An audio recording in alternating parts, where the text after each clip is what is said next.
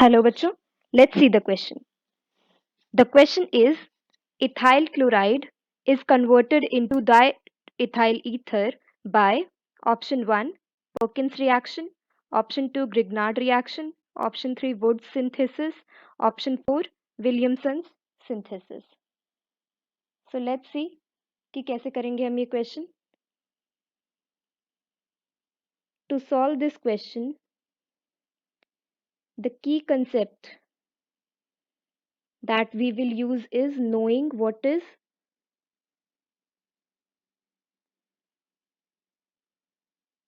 Williamson's ether synthesis reaction.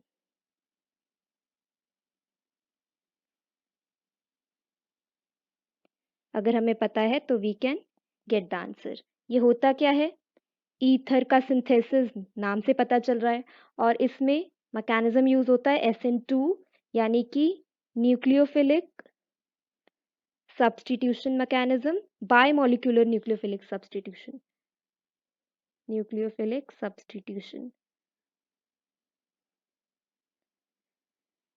Example से अगर हम देखें तो if we have an alkyl halide और साथ में एक सोडियम एल्कोक्साइड तो हमको ईथर मिल जाता है और साथ में सोडियम हैलाइड. इस पर्टिकुलर क्वेश्चन में हमारे पास क्या था? Ethyl chloride. सो अगर हम उसका फॉर्मूला लिखें तो क्या होगा? C2H5Cl. और हमें चाहिए क्या था? Di ethyl ether. तो उसका फॉर्मूला क्या होगा? C2H5OC2H5. यानी कि O के साथ जो दो अल्काइल ग्रुप्स हैं वो दोनों सेम हैं, C2H5 और C2H5. यानी कि जो अल्काइल हैलाइड में हमने अल्काइल ग्रुप यूज किया वही हमको सोडियम एल्कोक्साइड में भी यूज करना पड़ेगा. यानी कि जो सोडियम एल्कोक्साइड हम यूज करेंगे वो C2H5ONa होगा और साथ में NaCl मिलेगा. So we have gotten our diethyl ether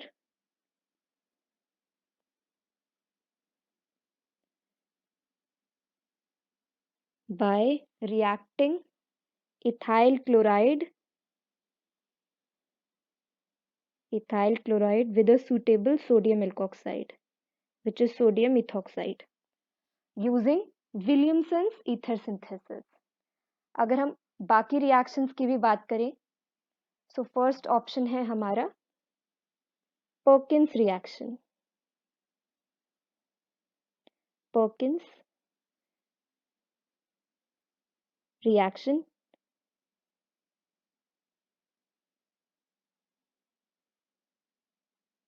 इसमें क्या होगा? इसमें हमको मिलता है एक alpha beta unsaturated aromatic acid via aldol condensation. किस किस का? एक एरोमेटिक एल्डिहाइड और उसके साथ एक एसिड एनहाइड्राइड. अगर हम इसको एग्जाम्पल से समझें तो हमको क्या मिलेगा?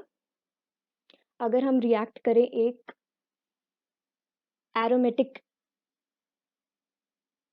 For example if we have this and we are reacting it with this,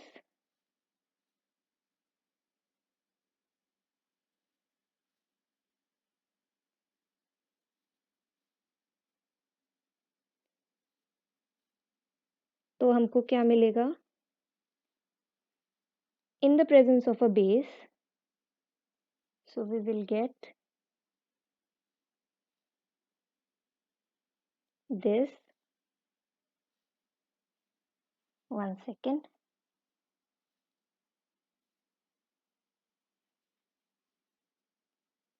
This we will get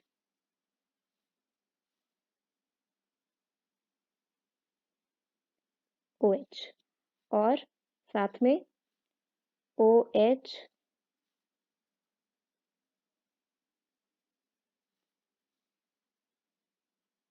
ये है हमारा पर्किंस रिएक्शन। तो इसमें क्या ईथर का सिंथेसिस हो रहा है? नहीं हो रहा। तो क्या ये हमारा डाइथाइल ईथर बनता या देता? नहीं, ये तो बिल्कुल भी नहीं देता। और दूसरा रिएक्शन हमको जो दूसरा ऑप्शन गिवन है दैट इज ग्रिग्नार्ड रिएक्शन। उसमें क्या होता है? For example if we have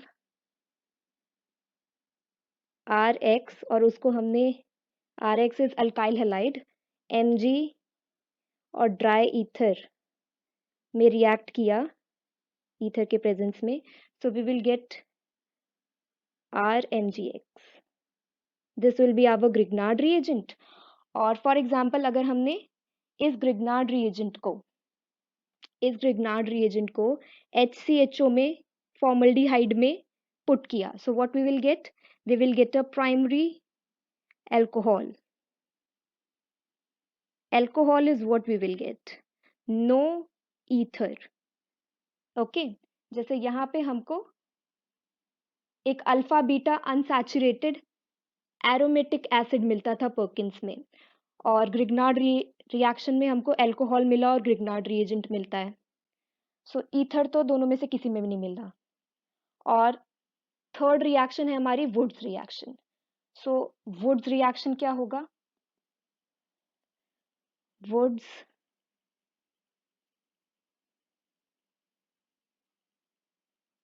reaction क्या होता है? जैसे if we have 2 moles of an alkyl halide और उसको हमने रिएक्ट किया सोडियम और ड्राई ईथर के प्रेजेंस में, so what we will get an alkane plus 2 moles of sodium halide. So what are we getting here? We are getting alkane, no ether. So only Williamson synthesis से ही हमारा diethyl ether बन सकता है। So the final answer is option number 4. Hope you understood it well. Thank you. All the best.